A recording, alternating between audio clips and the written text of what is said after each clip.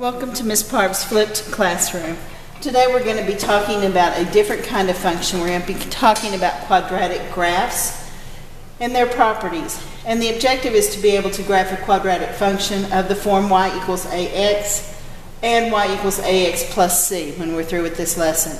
You need to pause the video, copy down the vocabulary, read it a couple of times, and then start the video and pick up with the next slide. Okay,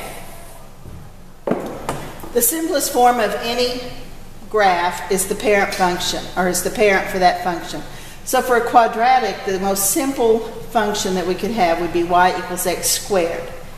In this, a is the coefficient of x, and it's a positive 1. There's nothing written there, so it's understood to be a positive 1. In this one, it is a negative 1. Notice that when this is positive, the x squared, it goes up. When it's negative, it opens down. This lowest point is called the vertex, and it's the minimum. And the vertex for this graph is at 0, 0. On this one, because it opens down, the vertex, while it's still 0, 0, it's the highest point, which is called the maximum. The axis of symmetry is the line that you can draw right through the middle of that parabola, and if you reflected this side across the y-axis, it would be exactly on top of that because it's symmetric with respect to the y-axis, which is also the line x equals 0. This graph has the same line of symmetry even though it opens down. The domain for a quadratic function is always all real numbers. And the range for this one, remember, range is your output, which is your y values. So our y value starts down here at 0 and continues to go up forever. So the range is y is greater than or equal to 0. For this one, the domain is, once again, all real numbers. And the range starts here at 0 and continues to go down to negative infinity. So it's all y values less than or equal to 0. And you can notice on both of these graphs we made a table to help us graph the curve. Okay, so the guide is for you to graph y equals 2x squared. And so I started a table here for your hint, so you can pause the video and see if you can finish this. But I picked the numbers 0, 1, and 2 for x, and now I'm going to plug those in, and I'm going to solve for y. So 0 squared is 0 times 2 is 0. 1 squared is 1 times 2 is 2. 2 squared is 4, and 4 times 2 is 8. So I'm going to graph those points. I'm going to graph the point 0, 0. I'm going to graph the point 1, 2. And I'm going to graph the point 2, 8. Notice I only have one side of my graph with the points. But I know that it's symmetric, so if at positive 1 I go up 2 places, then I can go over another 1 to the opposite direction and go up 2 places. From my vertex, I go 2 places and up 8. So from my vertex in the other direction, I can go 2 places and up 8.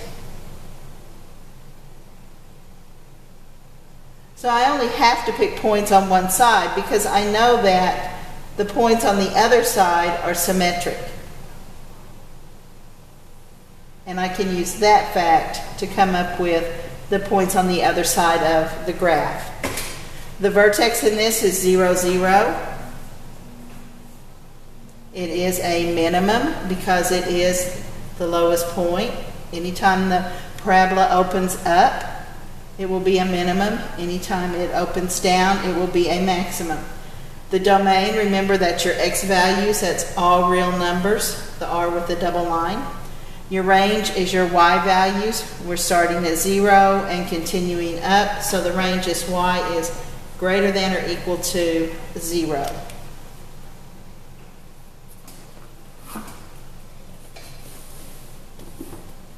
In this problem, we are graphing y equals ax squared plus c. This is just like what we just graphed if we covered up the c. All adding the c does, we still have the same shape as the ax squared graph, but the c is going to tell us to shift the graph either up or down that many units. So if C is positive, we would go up. If C is negative, we would go down. So for the example, we're going to look at y equals 2x squared plus 3. Well, if you'll look back, we just graphed y equals 2x squared.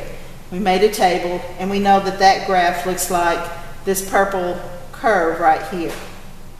So we're going to take this graph, and we're just going to shift it up 3 places.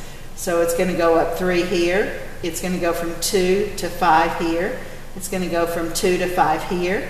And it will go from 8 to 11 and 8 to 11. We shifted every point up 3 places. So the vertex for this one, instead of being 0, 0, this vertex will be 0, 3.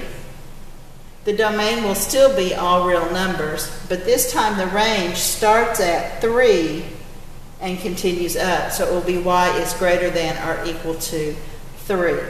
And on all of these, our axis of symmetry has been the y-axis or the line x equals 0.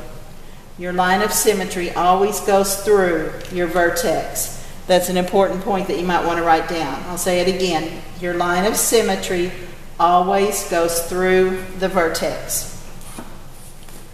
A practical application for quadratic functions are falling objects. When you take physics, you'll use this a lot. As an object falls, its speed continues to increase. You can model the object's height, which is the letter h in feet, at time, we'll use the letter t in seconds, with an initial height, c, in feet, using this formula. So the formula is h equals a negative 16 t squared plus c. And I put a star beside this because this is the formula for free fall when you ignore air resistance. And you'll use this a lot, especially when you take physics. Our example, an acorn falls from a tree branch 20 feet above the ground. About how long does it take the acorn to hit the ground? Well, we know that we're going to use this formula for free fall. We know that we started with a height of 20 feet, so that's our c. So we know c is 20 feet. So that means when we replace c with 20, we get the equation h equals a negative 16 t squared plus 20. So the first thing we did is make this table. T is our independent variable. It's on our x-axis. The equation is negative 16 t squared plus 20.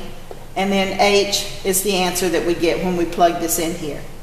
I started with 0 because time can't be negative. So when we replace t with 0, we get 20, which is our initial height at time 0.